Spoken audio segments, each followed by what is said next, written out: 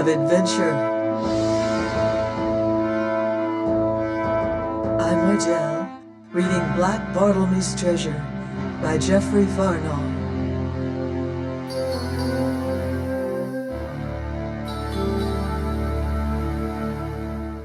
Chapter 30. Of My Sick Humours. Next day I awoke early, and my wound very painful and troublesome. This notwithstanding, I presently got me out into the early sunshine, and to my wonder found the fire already lighted, and no sign of my companion. Hereupon I fell to shouting and hallooing, but getting no answer, sat me down mighty doleful. And seeing her stool, where it stood straddled on its 3 legs, I cursed it for its unsightliness and turned my back on it. And now, crouched in the sunlight, I grew mightily sorry for myself, thus solitary and deserted, and the hurt in my shoulder all on fire. And in a little my self-love gave place to a fretful unease, so that I must needs shout her name again and again, listening for sound of her voice, for some rustle to tell me she was nigh, but heard only the faint booming of the surf. So I arose, and albeit I found my legs mighty unwilling, came out upon the plateau, but look how and where I might, saw only a desolation of sea and beach. Whereupon, being greatly disquieted, I set out minded to seek her. By the time I reached Deliverance, the sun was well up, its heat causing my wound to throb and itch intolerably, and I very fretful and peevish. But as I tramped on and on, no trace of her. I needs must remember how I had sought her hereabouts when I had thought her dead.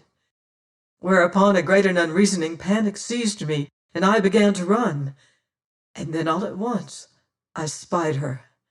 She was sitting upon a rock, her head bowed wearily upon her hands, and seeing how her shoulders heaved, I knew she was bitterly a-weeping.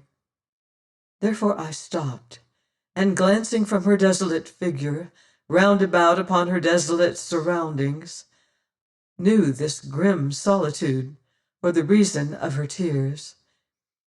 At this thought a wave of hot anger swept over me, and a rage that, like my panic, reasoned not, as clenching my fists I strode on. Suddenly she looked up, and seeing me rose at once, lifting the great turtle shell, limped wearily towards me, with this borne before her. "Ha!" says I, viewing her tear-wet cheeks as she came. "Must ye weep, madam? Must ye weep?" "May I not weep, Martin?" says she, head pitifully a-droop. "Come, let us go back. You look very pale. 'Twas wrong of you to come so far. Here is our breakfast. 'Tis the best I can find." And she showed me a few poor shellfish. "Give me the turtle shell," says I. "Indeed, I can bear it very easily, Martin. And you so white and haggard. Your wound is troubling you. Come, let me bathe it." "Give me the turtle shell."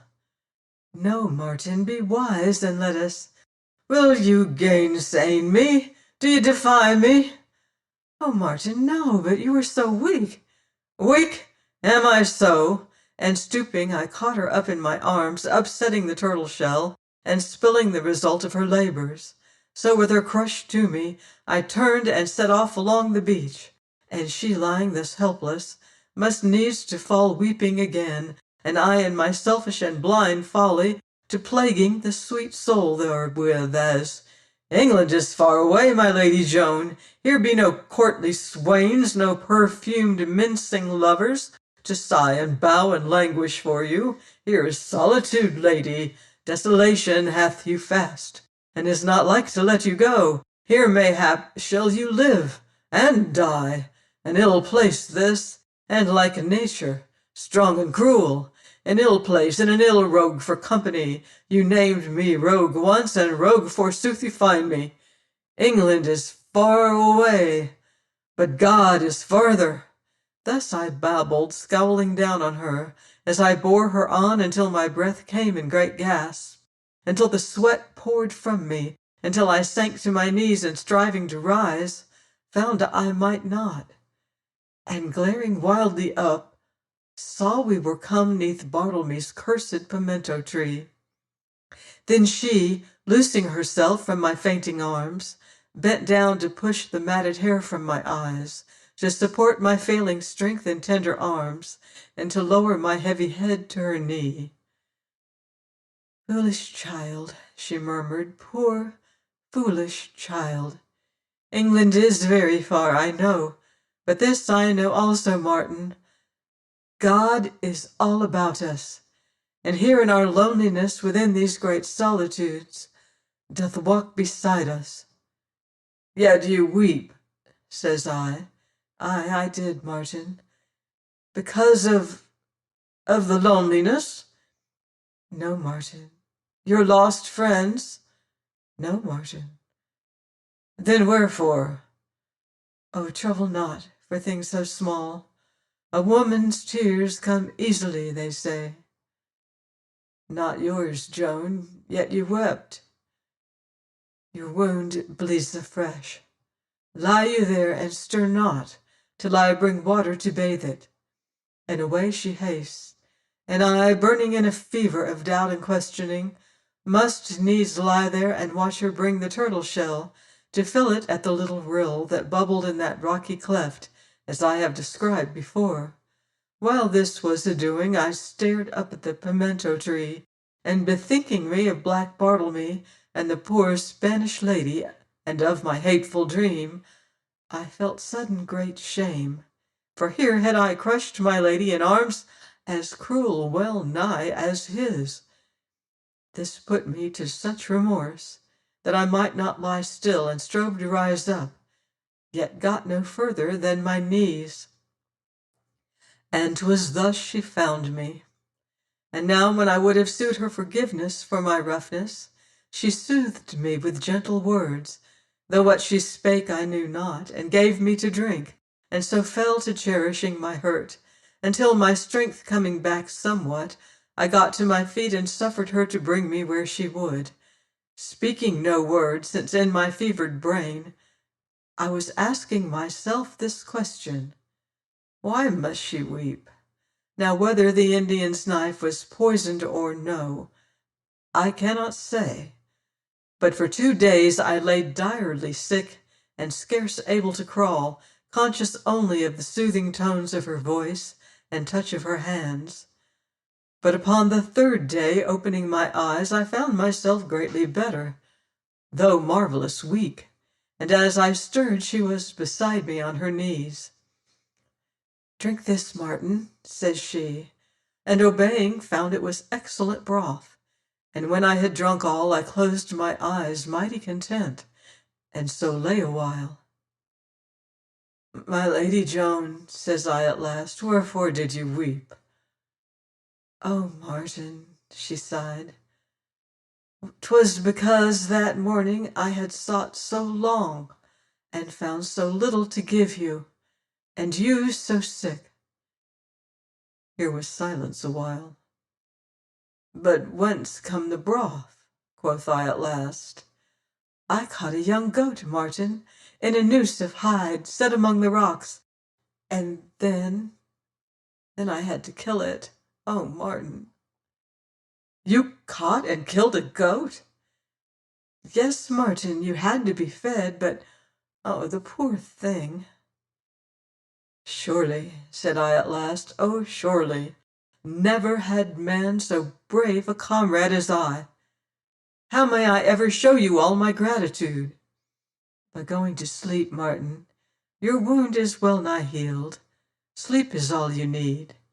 And sleep I did, though at that time and for many nights to come my slumber was haunted by a fear that the Indian was back again and others with him, all stealing upon us to our torment and destruction. But in this night I awoke parched with thirst, and the night very hot, and the moon making pale glory all about me. So I got to my feet, albeit with much ado, being yet very feeble, when her voice reached me.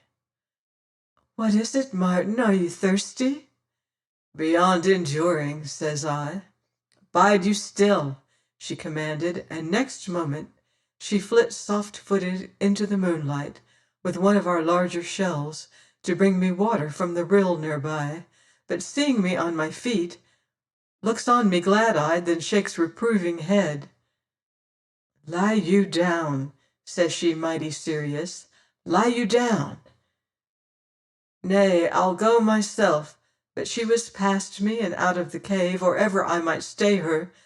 But scarce had I seated myself upon my bed than she was back again, the shell brimming in her hands, so I drank eagerly enough, but with my gaze on the sheen of white rounded arm and dimpled shoulder.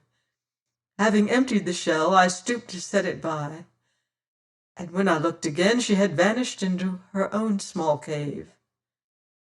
I am glad you are so greatly better, Martin, says she from the dark. Indeed, I'm well again, quoth I. Tomorrow I make my bow and arrows. Had I done this before, the Indian should never have got away. Think you he will return, and with others, Martin? No, says I, albeit my mind misgave me, yet 'tis best to be prepared, so I will have a good stout pike also, in place of my broken sword. And strengthen our door, Martin? Aye, I will so. 'Tis a mighty stout door, thank God. Thank God, says she mighty reverent. And now go to sleep, Martin. So here was silence, wherein I could hear the murmur of the breakers afar, and the soft bubbling of the rill hard by, and yet sleep I could not. And you caught and killed a goat, says I. Nay, Martin, 'tis a horror I would forget. And you did it that I might eat? Yes, Martin, now hush thee. Though indeed, says I in a little, thus much you would have done for any man, to be sure. To be sure, Martin, unless you were man like Black Bartlemy. Good night, and close your eyes. Are they shut? Yes, says I, good night to thee, comrade. Please join me next week for another exciting chapter of Black Bartlemy's Treasure by Jeffery Farnol on Thrilling Tales of Adventure.